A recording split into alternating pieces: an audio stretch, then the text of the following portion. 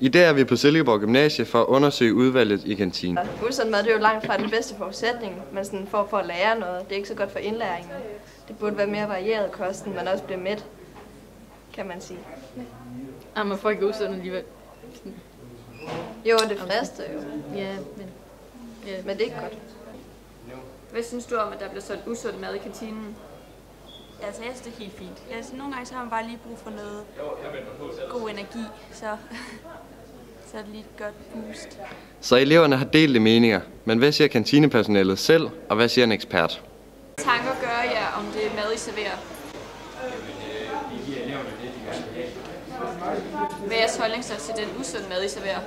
Vi føler ikke, at det gør nogen skade på eleverne, at de får det usundt. Vi har også en masse sund mad i kantinen. Der er varieret. Hvad er din mening om, at der bliver solgt usund mad i kantinerne rundt omkring i landet?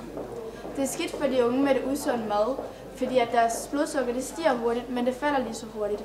Og det medvirker til, at de kan have svært ved at koncentrere sig i timerne. Hvorfor køber de unge så usundt mad? Det er helt klart det nemme valg med det usunde mad. Vi kan alle sammen have trang til sukker, men på længere sigt så er det bare ikke godt for os.